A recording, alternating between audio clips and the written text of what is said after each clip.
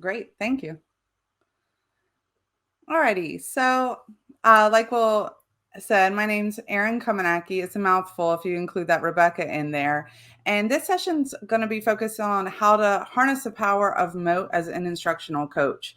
So, I went from a special education teacher to a instructional coach, and I just felt like my world was jumbled. I didn't know upside from downside, and I have been using Mote as a special education teacher, and I loved it as a resource, and I wanted to continue to use it and promote it to teachers, but I really didn't know how my first year. And so it took me a little bit of time to get comfortable with how to use Mote as a coach, because everything I had seen out there, it was really for teachers and students, but I wanted to continue to model it because it was such a great tool that I think everyone should be using and everyone should know about. So over the course of several years, I started to use Mote, and I used it first for accessibility and feedback, just like I did as a teacher. And then I began to think of new ways to do it. I really notes on the go, collaborative planning. So I want to show you, if you are a coach or looking to move into that role, how Mote can still help you in this new role that you may have. So the first thing you do as a coach when you get started with your school year is like all the rave of like a coaching menu and how you need this instant connection. And if you're a coach that travels between multiple schools and multiple grade levels, it can sometimes feel really hard to have a true connection with teachers that you may only see a couple times every other week. So I really use the QR code feature as part of my coaching menu so that teachers could hear my voice, because sometimes I just had to send out emails or documents, but before I even met people. So I wanted that instant connection. And Brittany yesterday in her session actually gave this little highlight about how you can, if you choose not to use a QR code, but you record audio, how you can replace that little audio icon with an image. And I love this. And I think this is something that I would do in the future, is to make even a greater connection with like my picture and my voice. So I really shout out to Brittany's session yesterday. You can go check it out. So then after you make this connection as a coach and you have your coaching menu, last year, I don't know about you all, but one of my schools had 40 new teachers. And these teachers came from all different backgrounds, many of them like a second career path. And so, really trying to get them into classroom procedures and procedures that worked, I felt like I was running around like a headless chicken, I guess is the saying, right? I could not support all of the staff in multiple schools. And so I was like, you know what? I can do this asynchronously. I can provide them audio examples or feedback on a procedure that they have told me about asynchronously. I can provide feedback. And Mote really, because it embeds in all of Google Suites, I found that to be the best way to not only provide examples if a new teacher wasn't sure about a procedure they wanted to do in class, or to provide feedback. And I got a lot of positive response from this from teachers. They really liked this new approach. And as a coach, a big part of our job is modeling. And so I constantly wanted to model accessibility. And so in our staff handbook, where there were larger reading passages, I used some Mote audio and put the icon there so that teachers could listen to the parts of the handbook. And then the idea there is that they would get to thinking, hey, what's this icon? If they were unfamiliar with Mote, they would say, hey, what's this icon? Oh, it's providing this audio response or reading. I wonder how I could use that in my classroom. And again, the Google Forms, a part of my job is Chromebook breakage and filling out Google Forms.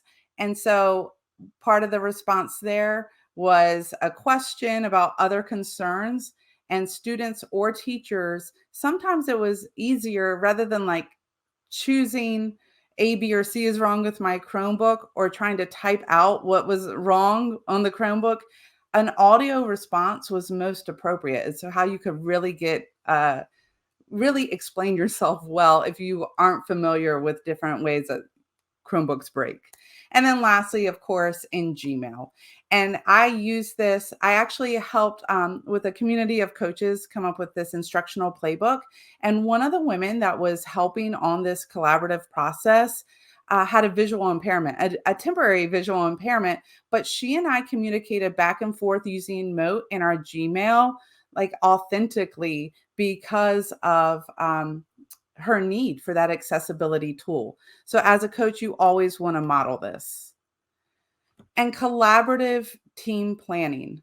So I don't know about your schools, but my schools, some of them, it's really hard to get teachers to have the same planning. And you guys might call it a PLC, but it's really hard to get all the teachers on at the same time, meeting at the same time. We've got teachers that teach 12th grade and 10th grade or 6th grade and 8th grade, and it just doesn't work. So I also try to get our collaborative teams to use Mote so that when they're planning out their lesson plans or their backwards design, they're leaving comments back and forth to each other so that they can really say their thinking process when they add something to their lesson plan. So that has been great. And I actually used it, as you'll see the presenters following me. We actually use this tool to communicate back and forth with what we were going to share today. So this is a great tool when you have to plan with people that don't have common planning. And classroom observations. So I call them a snapshot more than an observation because in my role, I'm not evaluative, but I do go into classrooms quite a bit to see what teachers are doing. And then I provide this feedback to them. It goes from me to them and nowhere else.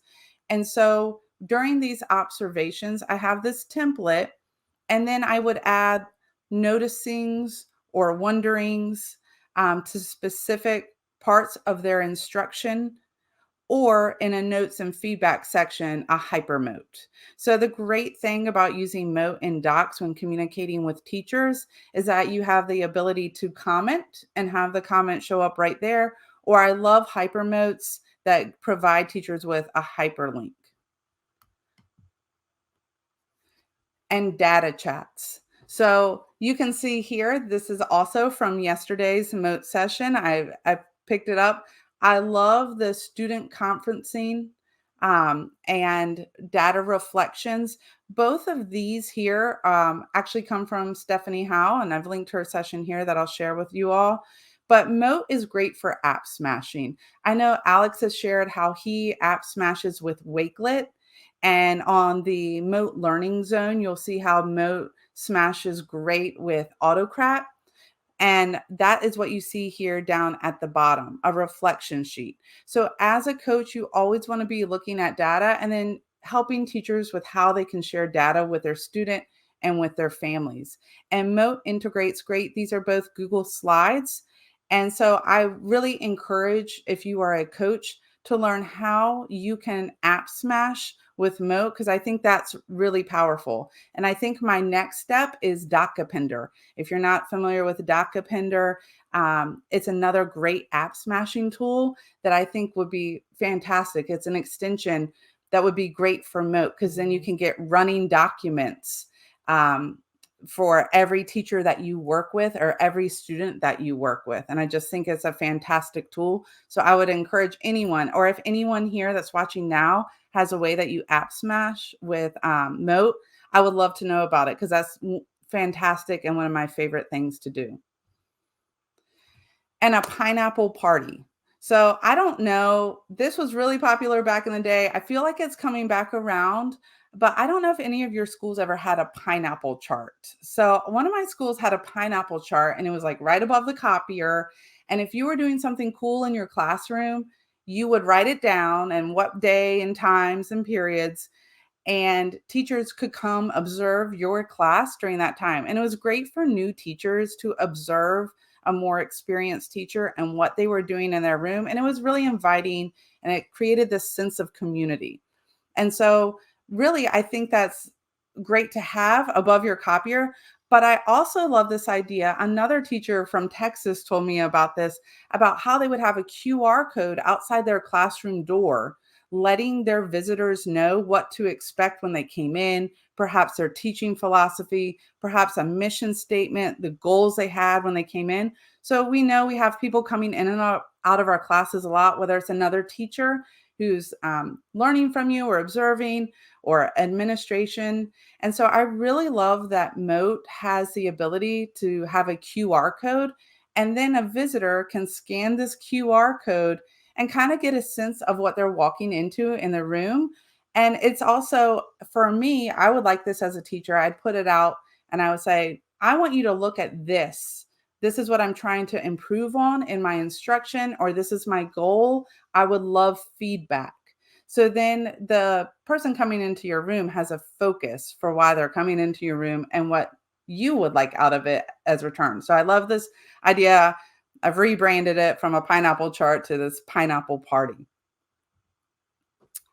And a quick note from anywhere and everywhere.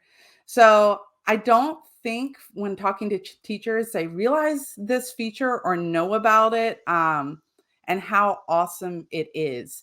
So as a coach, I am getting in my car, going to one school, traveling to another school, in and out of classes. And I don't always have time to like open up my laptop and type a note or type an email real quick. And so I really depend on this feature. So I open Mote on my phone.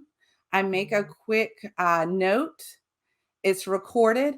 It's now part of my Mote account, and I can either send it directly to my phone. So if I go in and I observe a teacher and I just want to send them a quick note, I record, thanks so much for letting me come into your room and observe. It was great. I can't wait to work more with you this year. And then I can either send it right there so they get that instant feedback, just like we talk about with students, or I can just leave it in my account and send it at a later time. It's also great for personal accountability. A lot of times I'm walking out of the room and something comes to mind just for myself, and I'll record a note to myself and then go back and listen to it at another time. So it's a great tool for me when communicating with staff, but it's also just helpful to me because I don't know about you, but in my car, I'll just like play through my notes while I'm traveling home or between schools, and it keeps this fresh in my mind. So every template that I have shown you here, I have gone ahead and linked in Mote Coach 23 in this bit.ly. So if you liked any of the templates that you saw, from the snapshot to the procedures, they're all linked in this presentation. Take at it, change them up, and I would love to know how you use Mote in these tools. And if you were not part of MoteCon yesterday and you are joining us for the first time today, I really want to highlight the Learning Zone. So the Learning Zone is being added to constantly. Every month, there's multiple new ways to use Mote, and it's anything from ways to engage students with Mote in kindergarten, all the way up through high school, feedback. I mean, it is incredible the way that the ambassadors are adding to this in the most clever ways that I can't imagine. And every time I look at this page, I'm amazed and enthralled. That was great. I love that. Like, I love it when people remind me of things that I haven't used myself for a while. Like, I should be using our mobile app and I forget. So, yeah, we have an iOS mobile app. We also have the Mote.com website, which you can get to via Mote.news. So you can actually record voice notes on your web browser on your phone, and that will work on Android devices as well as iOS devices. So, no, I think that's great. Actually, I was wondering, in your kind of work as a tech coach, are there any stories you could share about like where you feel like you've had a real breakthrough working with a teacher or with a student, helping to sort of, that you've like had a light bulb moment and really seen that kind of impact? Yeah, I mean, I see it mostly when a teacher thinks something is very difficult, and then they see how technology can integrate in like a really natural way that actually makes their life easier. And that's why I really try and promote using the tools you want teachers to use. Yeah. And that's why I try and use Mote as much as possible in Google Forms, Google Slides, Gmail, so that teachers are that might not go out and look for these accessibility tools on their Yeah. own, Yeah. see it, and then makes them think, oh, that's clever and looks real easy. All I have to do is click on it. And then they begin to ask questions and start to use it. And that's the big thing, is when they take something that they were kind of hesitant about and they see it and use it, and it becomes easy. And then you almost like step back and they just share it with all the other teachers in the school, and you get a little upset because you're like, I showed you that. Oh, that's and awesome. then and then they share it with each other, which is the best, especially since you are moving around all day. You can't connect. You really do rely on other people to like share with each other, is what I Absolutely. find, so you got to really get those teachers that talk to other people and are willing to try new things. I think that's great, and as you mentioned, I think sometimes the folks who gravitate to using Mote and loving it are perhaps some of the teachers that you would least expect to really love technology. We have a really, folks who really have struggled with using lots of other tools, but they really find Mote and they find that it solves a problem for them, and it's become really core to their teaching practice, which is pretty gratifying for us as a team, and I imagine as a coach as well. When you know, not every teacher is open to using technology, but if you can find the tools that really work for them, then that's really powerful, isn't it? Yeah, and I think even just the ability to embed Mote, to link Mote, to have a QR code, like that pineapple idea came because um, a teacher that came to my school from Texas, they had to have their mission statement like outside the door. It was like a requirement of his school.